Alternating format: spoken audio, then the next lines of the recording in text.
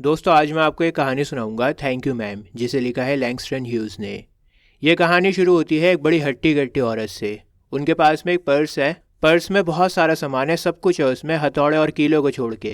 देखो, हथौड़ा और कीले जानबूझ के यहाँ पे राइटर ने लिखा है। हथौड़े कीले से ना थोड़ा रफ इंडिकेशन मिल रहा है पर्सनैलिटी का। ठीक है, उस औरत के पास में पर्स है और बहुत सारा सामान रखा है उस पर्स में, हथौड़े और कीलों को छोड़ के। मतलब कहने का ये है कि उसमें बहुत सारा सामान है। पर्स का लंबा सा स्ट्रैप था जिसे औरत ने अपने कंधे पे टांग रखा था। रात में 11 बजे के आसपास का टाइम था और वो अकेली चल रही थी रोड के ऊपर।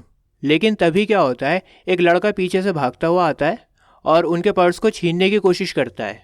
जैसे ही लड़के ने पर्स को खींचा ना, पर्स का स्ट्रैप टूट गया एक ही बारी में। लेकिन वो बैग इतना भारी था, इतना भारी था कि वो लड़का बैग का और अपना खुद का वजन संभाल नहीं पाया। उसका बैलेंस बिगड़ गया। उसने सोचा था कि पर्स लेके फुर हो जाऊंगा मैं, लेकिन बैलेंस बिगड़ गया और वो कमर के बल जाके गिरा फुटपाथ पे और उसके पैर ऊपर हो गए। अब वो हट्टी कट्टी औरत घूमती है, देखती है कि कौन है, किसने ये कोशिश करी है पर्स को छीनने की। तो वो देखती है कि एक लड़का पड़ा हुआ है ज़मीन पे और उसके ब्लू जीन्ड सिटर पर लात मारती है। ब्लू जीन्ड सिटर का मतलब होता है बटेक्स। बटेक्स को हिंदी में बोलते हैं नितंबो। नितंबो में लात मारी उसके। इसके बाद वो औरत झुकती है और लड़के को शर्ट से पकड़ लेती है और झंझोड़ के रख देती है। तब तक हिलाती है उसको जब तक उसके दांत खड़खड़ाने न लगे। ऐसे करने लगा वो। इसके बाद उस औरत ने कहा, मेरी पॉकेट बुक उठाओ और यहाँ दो मुझे। पॉकेट बुक दोस्तों एक छोटा सा पर्स होता है, देखो इस तरह का। अब हल्ला गुल्ला हुआ है, धक्का मुक्की हुई है, तो उसमें ना पॉकेट बुक गिर गई होगी उसकी। तो वो बोलती है कि उठा के दो मेरी पॉकेट बुक। और अभी भी उसने लड़के को पकड़ रखा होता है, लेकिन इतनी ढील दे देती है कि वो लड़का उसके पर्स को उठा के वापस कर सके।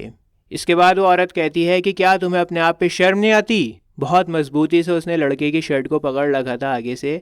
अब बेचारा लड़का बड़ा घबरा गया। उसने कहा हाँ, सही से जवाब भी नहीं दे पाया, बहुत घबरा गया था वो, उसको शर्म भी आने लगी थी। औरत ने कहा, तुम क्यों ये सब करना चाहते थे। अब देखो, कोई भी चोर होगा वो अपने आप को डिफेंड ही करेगा। कोई चोर ये नहीं कहेगा कि मैं चोरी करना चाहता था। तो इस लड़के ने भी वही किया, अपने आप को डिफेंड करने की कोशिश करी और कहा मेरा वो मकसद नहीं था, मेरा वो एम नहीं था। झूठ बोल रहे हो तुम। अब ये सब बातें इनकी चली रही होती हैं, धक्का मुक्की वगैरह। इतनी देर में ना 2-3 लोग वहाँ से होके गुजर गए।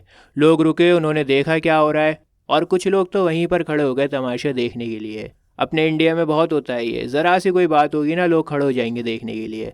तो वैसे ही होने लगा वहाँ पे, लोग गुजर के देखने लगे। औरत ने एक सीधा सवाल पूछा। उसने पूछा कि अगर मैं तुम्हें ढीला छोड़ दूँ तो क्या तुम भागोगे। बड़ा मासूम सा सवाल है कि अगर मैं तुम्हें ढीला छोड़ देती हूँ तो क्या तुम भाग जाओगे। लड़के ने भी सीधा साधा जवाब दिया। उसने कहा हाँ भाग जाऊँगा। कहता है भाग जाऊँगा ढीला छोड़ोगी तो। अच्छा, तो फिर मैं तुम्हें ढीला नहीं छोड़ूंगी। और उस औरत ने लड़के को नहीं छोड़ा। लड़के ने धीरे से कहा, मैं बहुत माफ़ी चाहता हूँ लेडी, मैं बहुत माफ़ी चाहता हूँ। तुम्हारा चेहरा कितना गंदा हो रहा है। मेरा मन हो रहा है कि पहले तुम्हारा चेहरा धुलाऊं। क्या तुम्हारे घर में कोई नहीं है जो तुम्हें बता सके कि तुम्हारा चेहरा कितना गंदा हो रहा है। जाओ जाके चेहरा धो लो। कोई भी नहीं है ऐसा तुम्हारे घर में। लड़के ने कहा नहीं। अच्छा, तो फिर तुम्हारा चेहरा आज शाम को धुलेगा। और फिर वो औरत उस डरे सहमे हुए लड़के को घसीटते हुए गली से ले जाती है। लड़के को देखकर ऐसा लग रहा था कि उसकी उम्र 14 से 15 साल होगी। बहुत ही कमज़ोर जिस्म था उसका। टेनिस शूज़ पहन रखे थे उसने, देखो इस तरह के होते हैं, और ब्लू जीन्स पहनी थी। औरत ने कहा, तुम्हें मेरा बेटा होना चाहिए था। अगर तुम मेरे बेटे होते ना तो फिर मैं तुम्हें समझाती कि क्या सही है और क्या गलत है। खैर, अभी के लिए मैं कम से कम तुम्हारा चेहरा तो धो ही सकती हूँ। अच्छा ये बताओ, भूख लगी है। नहीं। औरत ना अभी भी उसको घसीट ही रही थी लड़के को। तो वो कहता है, मैं बस इतना चाहता हूँ कि आप मुझे थोड़ा सा ढीला छोड़ दें। अच्छा चलो मुझे ये बताओ, जब मैं वहाँ नुक्कड़ से मुड़ी थी ना, तो क्या मैं तुम्हें परेशान कर रही थी। नहीं।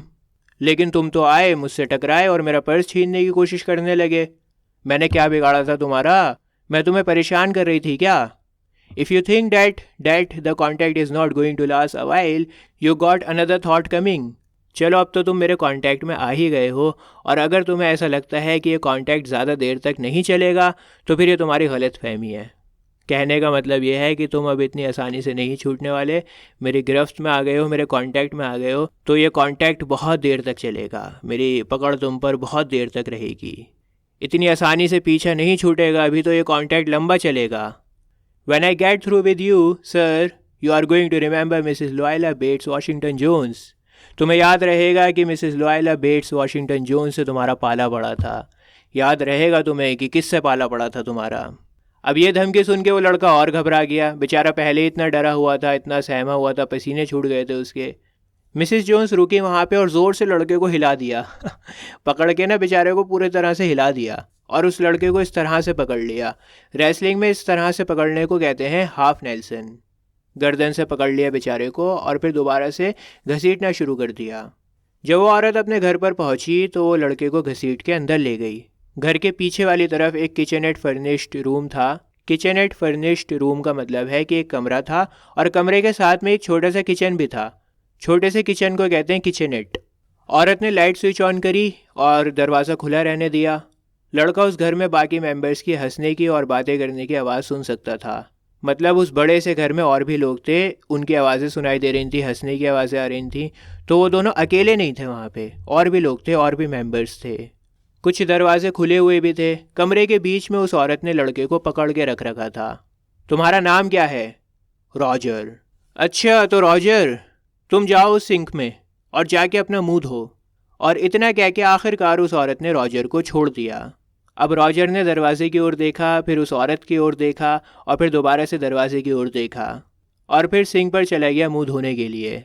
मतलब उसके पास में चांस था, अगर वो चाहता तो भाग सकता था, दरवाज़ा खुला हुआ था, लेकिन वो नहीं भागा। थोड़ा सा पानी बहने दो, जब तक गर्म पानी नहीं आता पानी बहने दो। लो, ये रहा एक साफ टॉवल। दोस्तों, ये लाइंस बहुत इंपॉर्टेंट हैं। देखो, रॉजर एक ऐसा इंसान है जिसकी दुनिया में कोई भी परवाह नहीं करता, उसका कोई नहीं है दुनिया में। लेकिन मिसेस जोन्स बहुत ही काइंड है। उन्होंने ना सिर्फ उसका मुंह धुलाया बल्कि कहा कि पानी बहने दो, गर्म पानी से मुंह धोना, और साफ टॉवल भी दिया उन्हें। देखो, इंसान ना मोहब्बत का बहुत भूखा होता है। आजकल के ज़माने में बदतमीज़ी बहुत कूल बन चुकी है। अगर कोई काइंड होता है ना तो लोग उसे बेवकूफ़ समझने लगते हैं। लेकिन मैं आपको सच बता रहा हूँ एक बात, जितना अट्रैक्ट काइंडनेस करती है ना उतना कुछ नहीं करता। आप कभी किसी के साथ में अच्छा करके देखो, उसका भला करके देखो, सारी ज़िंदगी के लिए आप उसे जीत लोगे और उसको बदल भी दोगे। अगर कोई इंसान बदतमीज़ होगा, र्यूड होगा, अगर उससे काइंडनेस से बात करोगे तो बदल भी जाएगा वो। खैर, कुछ लोग होते हैं जो बहुत ज़्यादा टॉक्सिक होते हैं, उनकी बात नहीं हो रही, जनरली मैं बात कर रहा हूँ। तो कहने का मतलब ये है कि मोहब्बत के बहुत भूखे हैं लोग। अगर किसी से अच्छे से बात करोगे ना तो हमेशा के लिए जीत लोगे उसे। अब रॉजर सिंह में झुकते हुए पूछता है, क्या मुझे जेल में लेके जाओगी? नहीं, इस गंदे चेहरे के साथ मैं तुम्हें कहीं नहीं लेके जाने वाली। मैं तो अच्छी भली अपने घर पर आ रही थी ताकि कुछ पका के खा सकूं, और एक तुम हो मेरी पॉकेट बुक ही छीनना चाह रहे थे। हो सकता है तुमने कुछ खाया भी ना हो। खाया है कुछ? मेरे घर में तो कोई भी नहीं है। चलो कोई बात नहीं, हम दोनों साथ में खाएंगे। मुझे लगता है कि तुम भूखे होंगे, तभी तो मेरी पॉकेट बुक छीनने की कोशिश कर रहे थे। भूखे होंगे तुम। मुझे ना एक ब्लू कलर के स्वेट शूज़ चाहिए। अच्छा, पर स्वेट शूज़ के लिए तुम्हें मेरी पॉकेट बुक छीनने की ज़रूरत नहीं थी, तुम मुझसे मांग लेते। दोस्तों, लड़के को ये बातें सुन के ना बड़ा शौक सा लगा, उसे अजीब सा लगा। उसके मुंह से निकला, मैम। उसने अपना मुंह धोया था तो उसके मुंह से पानी टपक रहा था और वो औरत को देख रहा था। काफ़ी देर तक कोई कुछ नहीं बोला। लड़के ने अपना चेहरा सुखा लिया। उसके समझ में नहीं आ रहा था कि अब मैं क्या बोलूँ, क्या करूँ, तो वो दोबारा अपना मुंह पोंछने लगा, दोबारा अपने मुंह को सुखाने लगा। लड़का घूमा और सोचने लगा कि अब आगे क्या होगा। दरवाज़ा अभी भी खुला हुआ था, अगर वो चाहता तो वहाँ से भाग सकता था। दोस्तों, वो औरत बेड के ऊपर बैठी हुई थी। थोड़ी देर बाद उसने कहा कि जब मैं जवान थी ना, बच्ची थी मैं, तो मैं भी कुछ चीज़ें चाहती थी पाना। कुछ चीज़ें मुझे चाहिए थी जिन्हें मैं नहीं पा सकी। मतलब कहने का यह है कि मेरे पास में भी पैसे नहीं थे उन चीज़ों को ख़रीदने के। इतना कह के दोबारा से सन्नाटा हो गया, कोई कुछ नहीं बोला। लड़के का मुंह खुला हुआ था और उसने फ्रॉन किया। फ्रॉन देखो कुछ इस तरह का फेशियल एक्सप्रेशन होता है, लेकिन उसे पता नहीं था कि उसने ऐसा फेशियल एक्सप्रेशन बनाया है, फ्रॉन किया उसने, उसे ये बात नहीं पता थी। तो वो औरत पढ़ लेती है उसका चेहरा और कहती है, ओह, तो तुम क्या सोच रहे हो? तुम ये सोच रहे होंगे कि मैं ये कहूँगी कि मैंने तो किसी का कोई पर्स चोरी नहीं करा, मेरे पास में भी पैसे नहीं थे, लेकिन मैंने तो किसी का पर्स चोरी नहीं करा। खैर, मैं ये सब नहीं कहने वाली थी। इसके बाद दोबारा से किसी ने कुछ नहीं बोला। थोड़ी देर बाद औरत ने कहा, मैंने भी गलतियाँ करी हैं और वो गलतियों के बारे में मैं तुम्हें नहीं बताऊंगी बेटा। और अगर गॉड को भी नहीं पता मेरी गलतियों के बारे में तो गॉड को भी नहीं बताऊंगी। दोस्तों ये लाइंस बहुत ज़्यादा इंपॉर्टेंट हैं और बहुत गहराई है इन लाइंस में। हो सकता है कि मिसेस जोन्स ने कोई गलती करी हो और किसी ने उन्हें दूसरा चांस दिया हो ये कहकर कि दोबारा ये गलती मत करना, और वो सेम चांस रॉजर को भी देना चाहती हैं, सेकंड चांस दे रही हैं उसको। समझ में आ रहा है? वो बोल रही है ना कि बेटा मैंने भी बहुत सारी गलतियाँ करी थी जवानी में जब मैं छोटी थी, तो हो सकता है उन्होंने भी कोई ऐसी गलती करी हो, किसी ने उन्हें सेकंड चांस दिया हो और अब वो सेकंड चांस उस रॉजर को देना चाहती हूँ। चलो अब हम कहानी पर वापस आते हैं। औरत कहती है चलो तुम बैठ जाओ, मैं हम दोनों के लिए कुछ खाने का जुगाड़ करती हूँ। तुम अपने बालों में ना वो कंघी कर सकते हो ताकि तुम अच्छे दिखो। कमरे के दूसरे कोने पर दीवार के पीछे गैस प्लेट रखी हुई थी, आइस बॉक्स रखा हुआ था।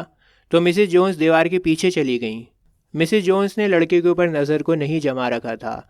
उन्हें नहीं पता था कि लड़का भाग रहा है या क्या कर रहा है, और उनका जो पर्स था ना वो भी वहीं बेड के ऊपर रखा हुआ था।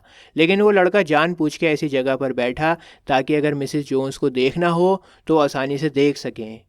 रॉजर मिसेस जोन्स की नज़रों के सामने रहना चाहता था। He did not trust the women not to trust him. ये देखो डबल नेगेटिव सेंटेंस कहलाता है।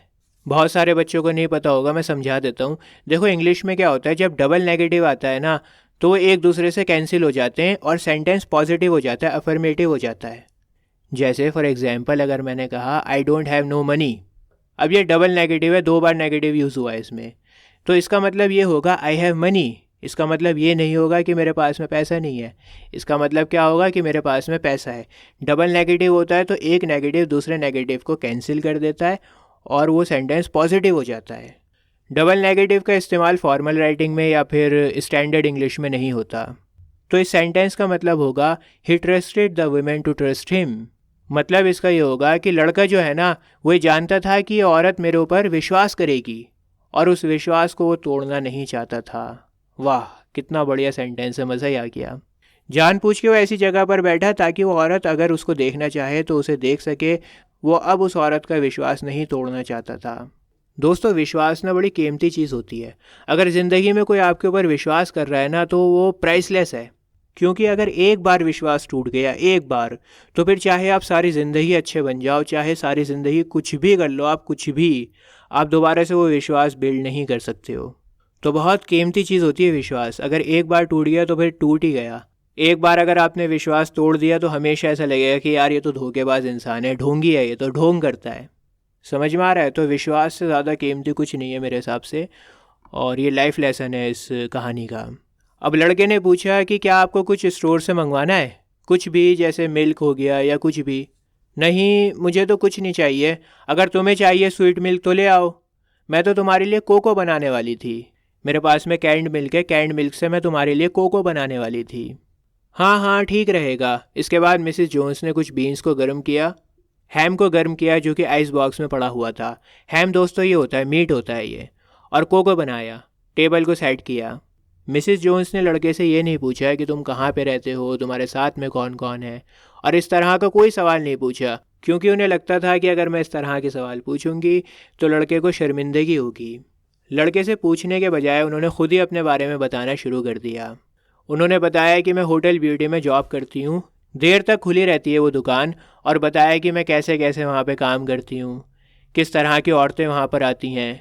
किसी के बाल ब्लॉन्ड होते हैं, किसी के लाल होते हैं, कोई स्पेनिश होता है, स्पेनिश मतलब स्पेन कंट्री से बिलोंग करता है। ये सब बातें वो खाना खाते हुए कर रही थी, और फिर उन्होंने अपना आधा केक रॉजर को काट के दिया। मिसेस जोन्स ने कहा थोड़ा और खा लो बेटा।